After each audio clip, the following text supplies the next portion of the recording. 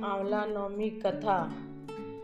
सुख समृद्धि व संतान की प्राप्ति। नमस्कार भक्तों, आज हम सुनने जा रहे हैं आंवला नवमी का अद्भुत व्रत और पावन कथा, जिसे सुनने मात्र से मन पवित्र हो जाता है और परिवार में सुख समृद्धि आती है। कार्तिक मास शास्त्रों में अत्यंत पवित्र माना गया है। इस मास में भगवान विष्णु और माता लक्ष्मी भक्तों पर विशेष कृपा बरसाते हैं और कार्तिक शुक्ल नवमी को आती है आंवला नवमी, जिसे अक्षय नवमी भी कहा जाता है। यह दिन आंवले के वृक्ष की पूजा का महत्व है। आंवला स्वयं भगवान विष्णु का स्वरूप माना जाता है। आंवला वृक्ष की जड़ में ब्रह्मा, तने में विष्णु, शाखाओं में रुद्र और पत्तों में अन्य सभी देवताओं का वास माना गया है। इसलिए इस दिन आंवले की पूजा, परिक्रमा और सेवन अत्यंत शुभ माना गया है।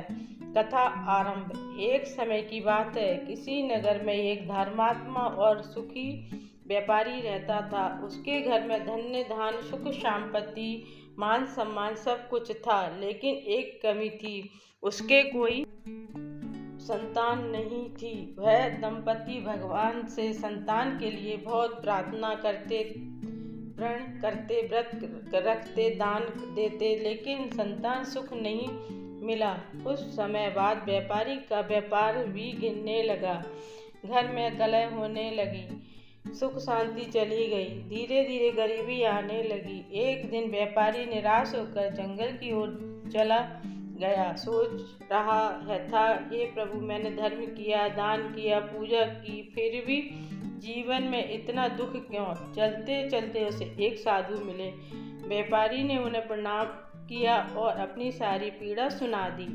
साधु मुस्कुराए और बोले, हे व्यापारी, चिंता मत करो, तुम्हारे पिछले जन्म का एक दोस्त तुम्हें परेशान कर रहा है, लेकिन भगवान दयालु हैं। कार्तिक मास की शुक्ल नवमी को आंवला वृक्ष की पूजा करो, व्रत रखो, परिक्रमा करो।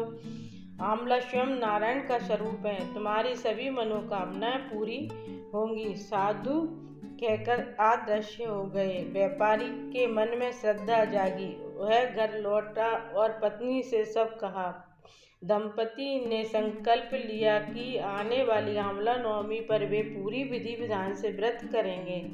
आंवला नवमी का पावन दिन। कार्तिक शुक्ल नवमी आई। दंपति ने स्नान किया, व्रत रखा, आंवला वृक्ष का पूजन किया, वृक्ष के नीचे दीप जलाया, भगवान विष्णु की आराधना की और आंवले की 108 परिक्रमा की। पूजन करते समय व्यापारी की आंखों से आंसू बह रहे थे।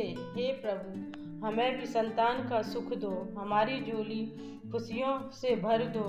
पूजा पूर्ण करते ही आकाश से पुष्प वर्षा होने लगी, दिव्य सुगंध फैल गई और तभी आकाशवाणी हुई, हे भक्त, तुम्हारी भक्ति से प्रसन्न होकर हम तुम्हें दीर्घायु, पुत्र तथा असीम धन संपत्ति का आशीर्वाद देते हैं।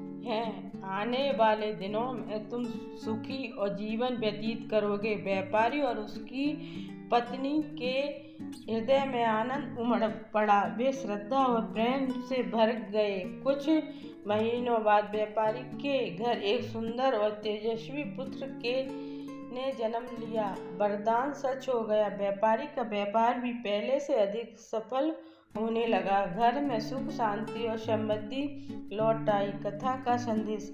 भक्तों, आंवला नवमी का व्रत करने से संतान सुख मिलता है, परिवार में शांति आती है, धन्य धान की कमी नहीं रहती, पितरों की कृपा मिलती है, विष्णु लक्ष्मी जी का आशीर्वाद स्थायी होता है।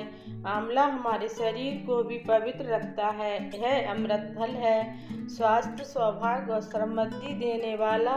इस दिन आंवले के नीचे बैठकर भोजन करने से हजारों पवित्र यज्ञ का फल प्राप्त होता है। व्रत विधि संक्षेप में। प्रातः स्नान कर व्रत का संकल्प लें, आंवला वृक्ष का पूजन करें, दिया जलाएं, फल जल चढ़ाएं, रोली चावल, दूध, दीप, फूल अर्पित करें, विष्णु भगवान का नाम जपें, आंवला की 11, 21 या 108 परिक्रमा करें।